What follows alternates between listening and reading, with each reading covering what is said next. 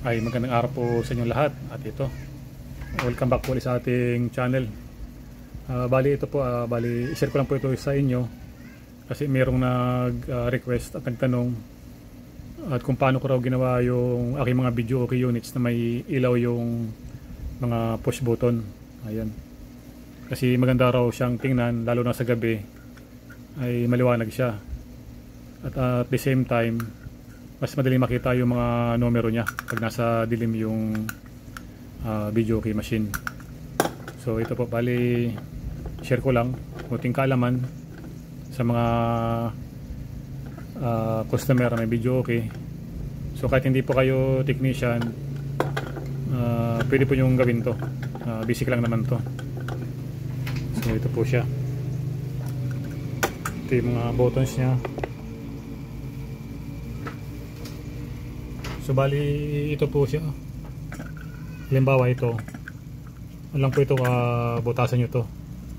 At saka ito po yung kailangan yung mga materials.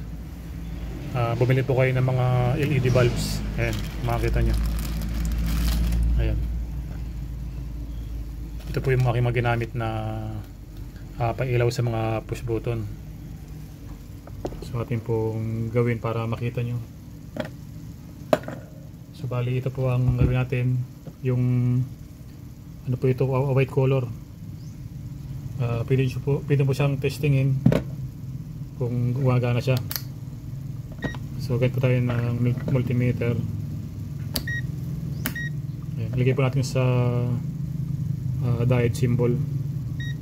Ayan, para ma-check natin kung umiilaw to yung ating ikakabit sa push button. So hindi po kayo maliligaw dito, gawa ng yung pin ito ay isang maiksi, isang mahaba. Yung mahaba, ito po yung positive. So ito yung positive red, negative black. Check po natin kung iilaw. Ayan, kung makikita nyo, ayan po siya.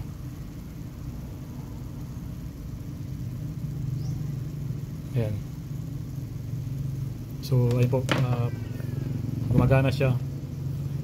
Pwede rin pong i-rest natin ito sa adapter na 3 volts. Ayan, meron tayong adapter dito na 3 volts. I-check po natin kung iilaw siya.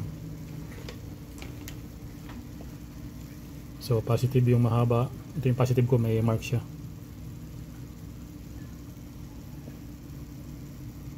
Okay po siya. So okay po, ating ikabit dito sa ating push button para makita natin kanyang ilaw o yung liwanag. So bali alam po ito, kung meron kayong barina, pwede siyang barinahin or soldering iron, pwede rin po siya. Butasin nyo lang po ito, ganun. Pero ang ginagamit ko barina para mas maganda yung butas niya. So okay po, ating butasan para makita nyo. So dahan-dahan lang po kasi baka lumagpas dito sa kabila. Ayan. So sentro po natin, sentro siya.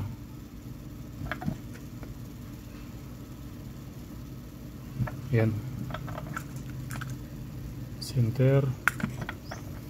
Ayan, dahan-dahan lang siya.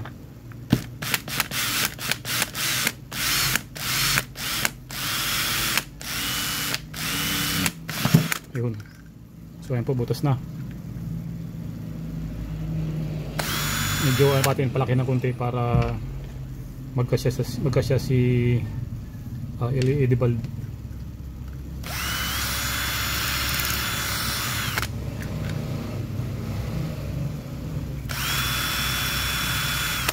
Ayan.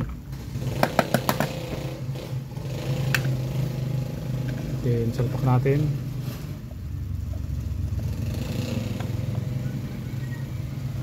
Yun.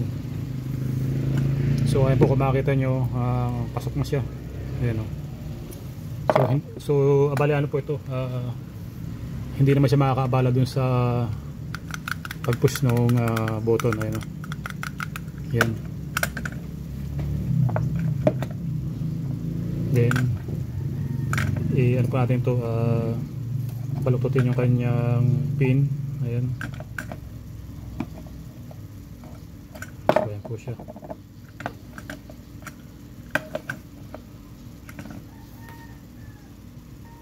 So ito po, bali ito yung ating positive, itong pin na to. Ayan. Then check po natin kung ilaw na po siya. Bali ano po ang gamitin, yung ano niya, yung adapter. Ayan po siya.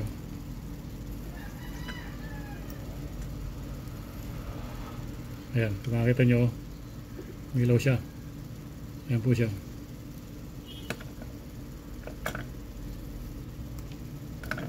I-fix natin ng matibay para makita nyo po yung kanyang ilaw.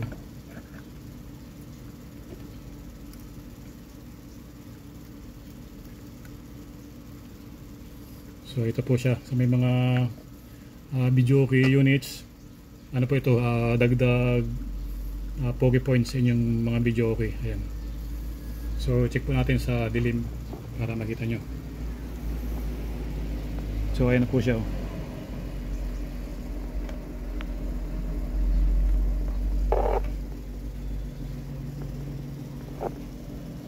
Ayan. Sa ano po yan, sa dilim ay maliwanag po yung tingnan. Kitang kita yung kanyang number. Ayan po siya.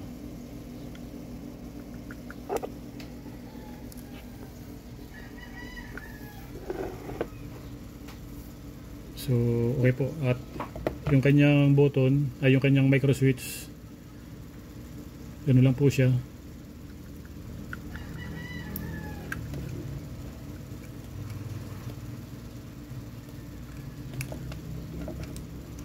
Ayan, bali hindi naman siya nakakaabala ron sa micro switch. Ayan o.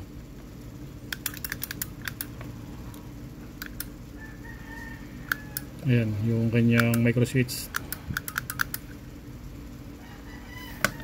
Then bali yung ano po nito, yung kanyang connection ng ilaw, kasi meron kang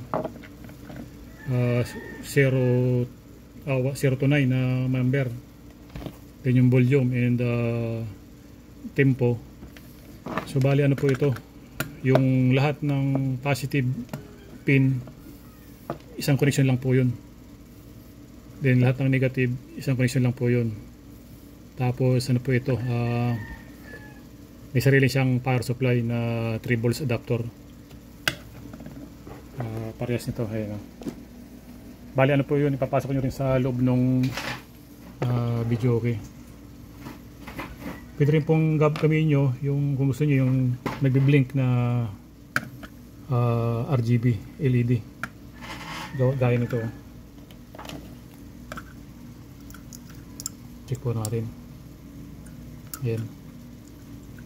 Kung gusto nyo yung nagbi-blink. Ayan po siya.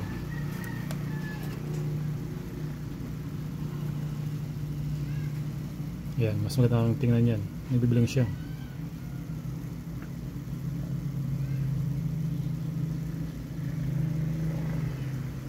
Sa gabi po, ano yan, maliwanag tingnan yan.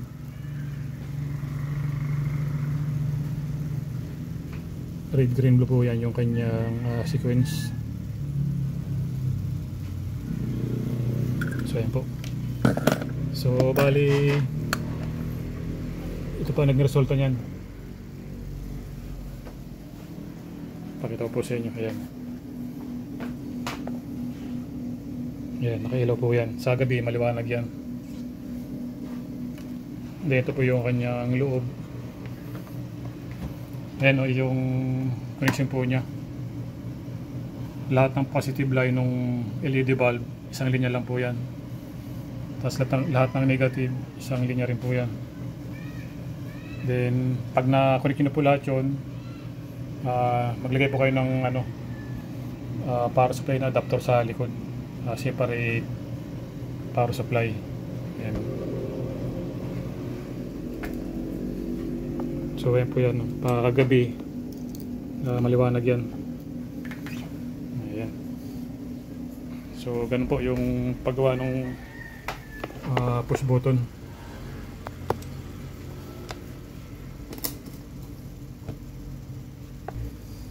Bali, ipakita ko po sa inyo yung kanyang power supply para magkaroon kayo ng idea sa mga hindi technician gustong gawin to. So ito po yan, yung aking power supply sa LED bulb, ayan, sa mga push button. So ito naman sa ano po ito, wireless, saka dun sa side niya na ilaw, ayan. So ganun lang po yung paggawa, madali lang po yan. Kahit hindi kayo technician, magagawa nyo yan. So okay po, ito, ayan, butas lang, salpak ng mga LED bulb.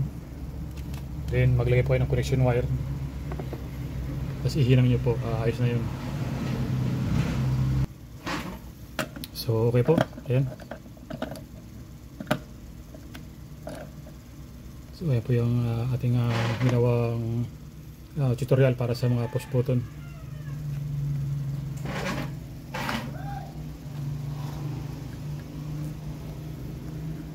Ayan po siya.